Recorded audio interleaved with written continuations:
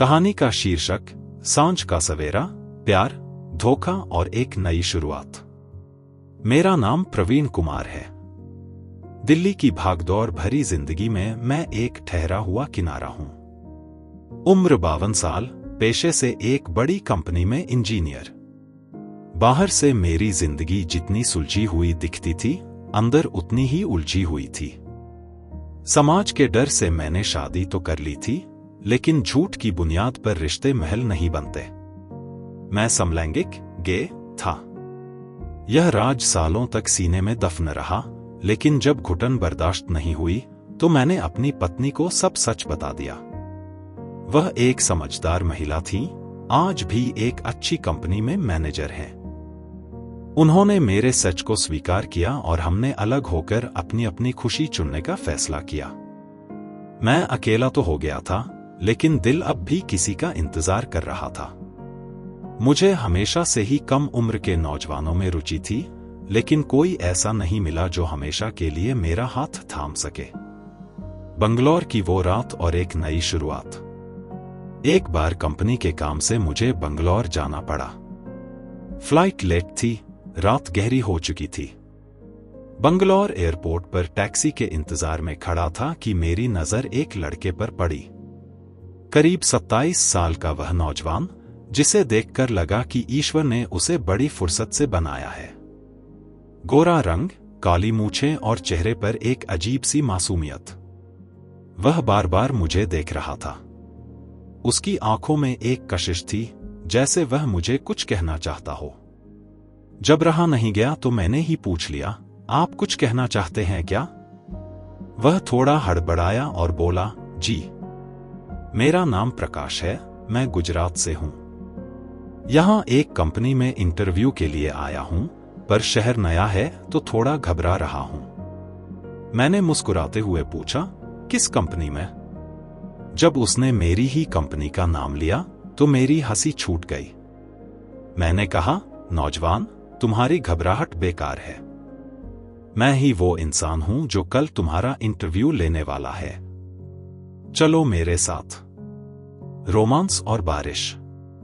वह पहले तो बहुत शर्माया, लेकिन मेरे कहने पर वह मेरे साथ होटल आ गया। उस रात बंगलौर की बारिश और होटल के कमरे की खामोशी ने हमारे बीच की झिझक मिटा दी।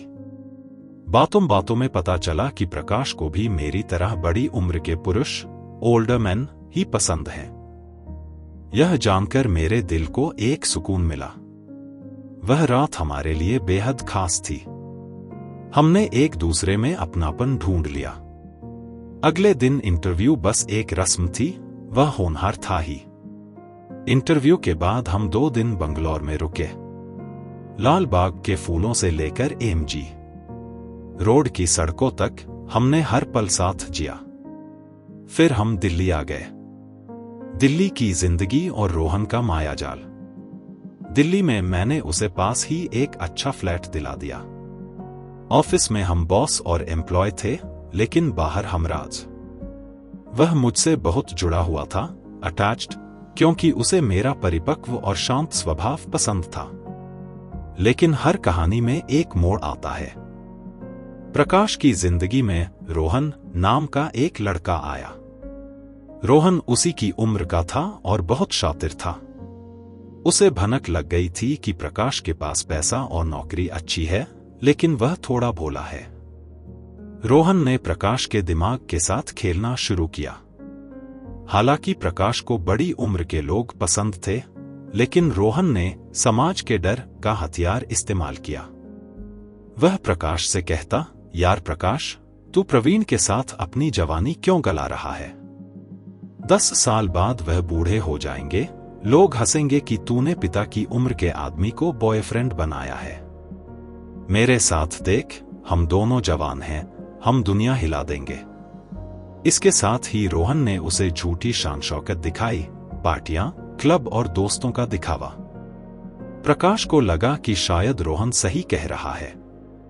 अपनी उम्र के साथी के साथ रहने का मोह और भविष्य की असुरक्षा ने उसे बहका दिया। उसने मुझसे दूरियां बढ़ा लीं और रोहन के साथ रहने लगा। धोखा और प्रायश्चित। मैंने उसे रोका नहीं, क्योंकि प्यार कैद नहीं करता। लेकिन वही हुआ जिसका डर था। रोहन ने प्रकाश को प्यार के जाल में फंसाकर उसके सारे बैंक अकाउंट खाली करवा लिए। उसने प्रकाश के नाम पर लोन लिया और एक दिन उसे कंगाल करके गायब हो गया। प्रकाश अब सड़क पर था।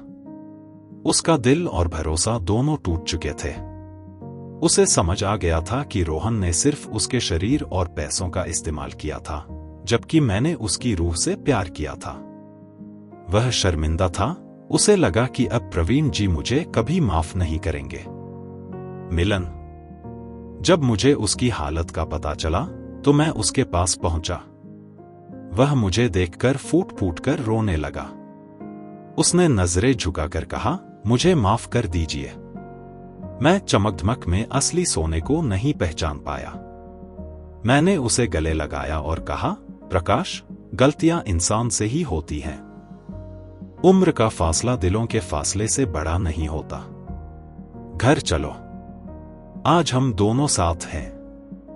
हमने दुनिया की परवाह करना छोड़ दिया है। कहानी से सीख, मॉरल। यह कहानी हमें सिखाती है कि सच्चा प्यार उम्र, रंग या रूप नहीं देखता। बाहरी चमकधमक अक्सर धोखा देती है, लेकिन जो इंसान आपके सुख दुख में आपकी रूह से जुड़ा हो, वही आपका सच्चा साथी है। अपनी पहचान और प्यार को अपनाने में कभी संकोच न करें। दोस्तों, आपको प्रवीण और प्रकाश की यह कहानी कैसी लगी? दिल को छू गई हो तो लाइक जरूर करें। कमेंट में बताएं कि क्या प्रकाश को माफ करके प्रवीण ने सही किया? आप होते तो क्या करते? शेयर करें इस कहानी को अपने दोस्तों के साथ। और अगर आप हमारे चैनल पर नए हैं तो ऐसी ही बेहतरीन और अनोखी कहानियों के लिए सब्सक्राइब करना न भूलें और घंटी का बटन जरूर दबाएं। मिलते हैं अगली कहानी में। धन्यवाद।